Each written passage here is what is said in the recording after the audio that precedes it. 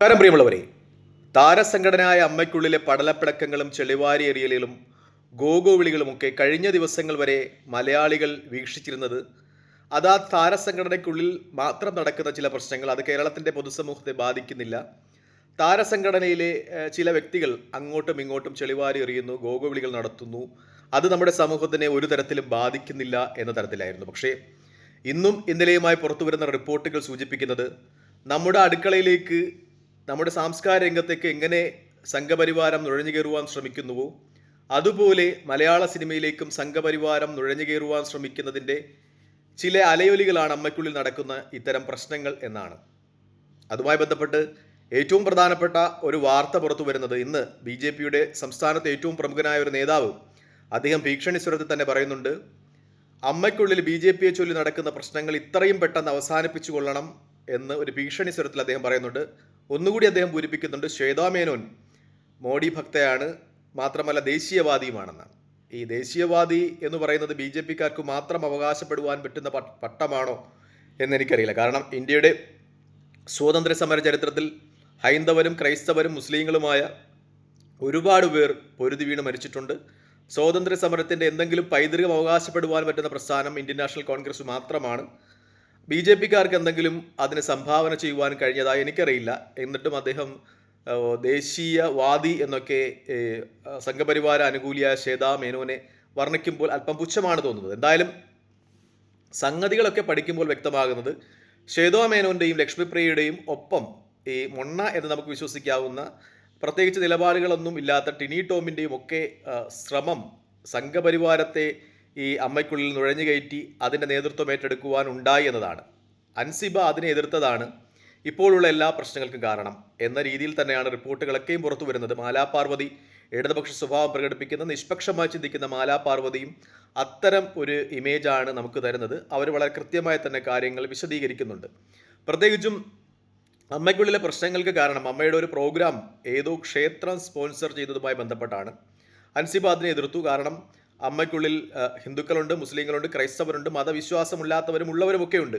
ഏതെങ്കിലും ഒരു അമ്പലം അമ്മയുടെ ഏതെങ്കിലും ഒരു പരിപാടി സ്പോൺസർ ചെയ്താൽ പിന്നീട് അത് പള്ളികളാകും, പിന്നീട് ചർച്ചുകളാകും. അങ്ങനെയൊന്നും വേണ്ട, ഒരു മതേതര സ്വഭാവം ആ സംഘടന നിലനിർത്തണം എന്ന ഉദ്ദേശത്തിലാണ് അൻസിബ അതിനെ എതിർത്തത് എന്നാണ് നമുക്ക് വ്യക്തമാകുന്നത്. പക്ഷേ അതിനെ എതിർത്തതിൻ്റെ പേരിൽ അൻസിബയ്ക്ക് ഒരു ജിഹാദി പട്ടം ചാർത്തി കൊടുത്തു. അൻസിബ ജിഹാദിയാണ്. അൻസിബ സിനിമാ സെറ്റുകളിൽ നോമ്പ് അനുഷ്ഠിക്കാറുണ്ട്, നോമ്പ് മുറിക്കാറുണ്ട്, നോമ്പ് മുറിക്കൽ ചടങ്ങുകൾ സംഘടിപ്പിക്കാറുണ്ട് എന്നൊക്കെയുള്ള രീതിയിൽ അവർക്ക് ഒരു ജിഹാദി പട്ടം ചാർത്തി കൊടുക്കുവാൻ സംഘപരിവാര പശ്ചാത്തലമുള്ള ആളുകൾ ശ്രമിച്ചു എന്നതാണ് വ്യക്തമാകുന്നത്. ചില ആളുകളെയൊക്കെ അവർ കൺവേർട്ട് ചെയ്യാൻ നോക്കി എന്ന രീതിയിലൊക്കെയാണ് പറയുന്നത്. നേരത്തെയും മലയാളത്തെ പ്രശസ്തനായ ഒരു സിനിമാ താരം കേരളത്തിലെ ഏതോ സിനിമാ നടിയെ ആരോ കോടികൾ കൊടുത്ത് കൺവെർട്ട് ചെയ്ത് ഇസ്ലാമാക്കാൻ ശ്രമിച്ചു എന്ന രീതിയിലൊക്കെയുള്ള ചില ആരോപണങ്ങൾ ഉന്നയിച്ചിരുന്നു.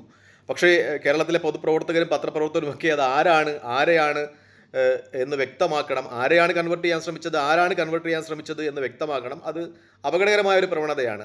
അത് നമ്മുടെ പൊതുസമൂഹത്തിന് ഒട്ടും അനുകൂലിക്കാൻ പറ്റാത്ത ഒരു പ്രവണതയാണ്. അങ്ങനെ ആരെങ്കിലും ഉണ്ടായിട്ടുണ്ടെങ്കിൽ അത് കേരള പൊതുസമൂഹത്തിൻ്റെ താല്പര്യം മുൻനിർത്തി പറയണം എന്ന് പറഞ്ഞിട്ടും ആ സംവിധായകൻ പറഞ്ഞിട്ടില്ല. അപ്പോൾ നമുക്ക് വ്യക്തമാണ്. കാരണം കേരളത്തിൻ്റെ സാമൂഹ്യ അന്തരീക്ഷം അന്തഃഛിദ്രമാക്കി ഈ സാമൂഹികമായി ഈ പ്രശ്നങ്ങളുണ്ടാക്കി ഹൈന്ദവരെയും ക്രൈസ്തവരെയും ക്രിസ്ത്യാനികളെയും ഒക്കെ തല്ലിച്ച് ഇവിടെ അധികാരത്തിലേക്ക് നടന്നെടുക്കുവാൻ ശ്രമിക്കുന്ന സംഘപരിവാര പ്രസ്ഥാനത്തിൻ്റെ ഒരു തോക്കായിട്ട് അല്ലെങ്കിൽ അതിൻ്റെ ഒരു അനുവർത്തിയായിട്ട് പ്രവർത്തിച്ചുകൊണ്ടാണ് അദ്ദേഹം ഇത്തരം പ്രസ്താവനകൾ നടത്തിയത് എന്ന് വ്യക്തമാണ്. അതായത് സംഘപരിവാര പ്രസ്ഥാനങ്ങൾ മലയാള സിനിമയ്ക്കുള്ളിലും കടന്നു കയറി അത് ഒരു സാമൂഹിക പ്രശ്നത്തിനുള്ള ഉപാധിയായി സ്വീകരിച്ചുകൊണ്ട് വളർന്നു വരുവാൻ ശ്രമിക്കുന്നു എന്നതാണ് യാഥാർത്ഥ്യം. ഒരുപക്ഷെ നമുക്കറിയാവുന്നതുപോലെ കേരളത്തിൽ കമ്മ്യൂണിസ്റ്റ് പ്രസ്ഥാനങ്ങളുടെ വളർച്ചയ്ക്ക് ഏറ്റവും പ്രധാനപ്പെട്ട ഘടകങ്ങളായി വർദ്ധിച്ചിട്ടുള്ളത് മിക്കപ്പോഴും സിനിമയും അതുപോലെ നാടകവുമാണ്. KPSC ഒക്കെ നമുക്കറിയാവുന്നതാണ്. മലയാള സിനിമയിലെ മിക്ക സംവിധായകരും നടന്മാരുമൊക്കെ കമ്മ്യൂണിസ്റ്റ് പാർട്ടിയോട് അനുഭാവം വെച്ച് പുലർത്തുന്ന ആളുകളായിരുന്നു. മിക്കപ്പോഴും കോൺഗ്രസ്സുകാരെയൊക്കെ ഈ സതീശൻ കഞ്ഞിക്കുഴിമാരായിട്ടാണ് മിക്ക സിനിമകളിലുമൊക്കെ ചിത്രീകരിക്കുന്നത്. ദേശീയ സമരങ്ങളിലും ചരിത്രങ്ങളിലുമൊക്കെ കോൺഗ്രസ്സിനാണ് കൂടുതൽ പ്രാമുഖ്യമെങ്കിലും മലയാളത്തിൽ സിനിമകൾ കഥ പറയുമ്പോൾ കമ്മ്യൂണിസ്റ്റ് പാർട്ടിയെയാണ് വല്ലാതെ മഹത്വവത്കരിക്കുന്നത്. അത് കമ്മ്യൂണിസ്റ്റ് പാർട്ടിക്ക് സിനിമാക്കാരിലുണ്ടായിരുന്ന ഒരു സ്വാധീനത്തിൻ്റെ ഫലമായിട്ടാണ്. BJP അത് മനസ്സിലാക്കുന്നു. അതുകൊണ്ട് തന്നെ BJP ഈ സിനിമാക്കാരിലൂടെ ഈ അമ്മ പോലെയുള്ള താരസംഘടനയിലേക്ക് കടന്നു കയറാൻ ശ്രമിക്കുന്നു, സംവിധാനത്തിലേക്ക് കടന്നു കയറാൻ ശ്രമിക്കുന്നു.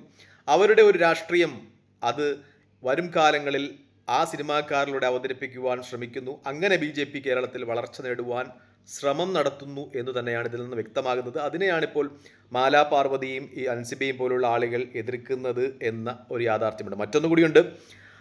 മറ്റൊരു BJP നേതാവിൻ്റെ, പത്മജ മേനോൻ എന്ന് പറയുന്ന BJP നേതാവിൻ്റെ പ്രസ്താവന വന്നിരിക്കുന്നു. അവർ പറയുന്നത് ശ്വേതാ മേനോൻ ഏകദേശം 7 കോടിയോളം രൂപ അദാനി ഗ്രൂപ്പ് വഴി, അതായത് ശ്വേതാ മേനോൻ്റെ സ്വാധീനം മൂലം അദാനി ഗ്രൂപ്പ് ഈ അവശത അനുഭവിക്കുന്ന അമ്മയിലെ പഴയ മെമ്പർമാർക്ക് അത് പെൻഷനായും ചികിത്സാ സഹായമൊക്കെ ആയി നൽകുവാൻ തയ്യാറായിരുന്നു. അതാണിപ്പോൾ ഇല്ലാതാക്കിയത് എന്നാണ്. അതായത് അദാനി, BJP, ശ്വേതാ മേനോൻ അങ്ങനെ ഒരു ത്രയം അത് ഉണ്ടായിരുന്നു എന്ന രീതിയിലുള്ള ചില കാര്യങ്ങളും ഒക്കെ ചർച്ച ചെയ്യപ്പെടുകയാണ്. അതായത് വളരെ വ്യക്തമായി തന്നെ സംഘപരിവാര സ്വാധീനം അടിയുറപ്പിച്ചു നിർത്തുവാൻ, അമ്മയിലേക്ക് അടിയുറപ്പിച്ചു കൊണ്ടുവരുവാനുള്ള ശ്രമങ്ങൾ ഉണ്ടായിട്ടുണ്ട് എന്ന് വ്യക്തമാക്കുന്ന ചില വാർത്തകൾ തന്നെയാണ് പുറത്തു വരുന്നത്. മറ്റൊന്ന്, ഇന്ന് രാമോലി എന്ന് പറയുന്ന മറ്റൊരു യൂട്യൂബർ അദ്ദേഹത്തിൻ്റെ വീഡിയോയിൽ പറയുന്ന ഒരു കാര്യമുണ്ട്.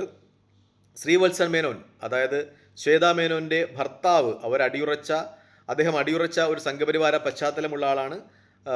ഡൽഹിയിൽ ജേർണലിസ്റ്റാണ്, ഏതോ വലിയ പത്രത്തിൽ വർക്ക് ചെയ്യുകയാണ്. അദ്ദേഹം അമിത്ഷായുമായി വളരെ അടുത്ത് നിൽക്കുന്ന ഒരാളാണെന്ന്. അതായത് വളരെ കൃത്യമായിട്ട് അമിത്ഷാ നമുക്കറിയാം, അദ്ദേഹത്തിൻ്റെ രാഷ്ട്രീയ ചാണക്യ തന്ത്രങ്ങൾ അറിയാം. കേരളത്തിൽ അടിയുറച്ച് മുന്നോട്ട് പോകാൻ, BJP വളർന്നു വരുവാൻ എന്തൊക്കെ ചെയ്യണമെന്ന് അമിത്ഷാക്കറിയാം.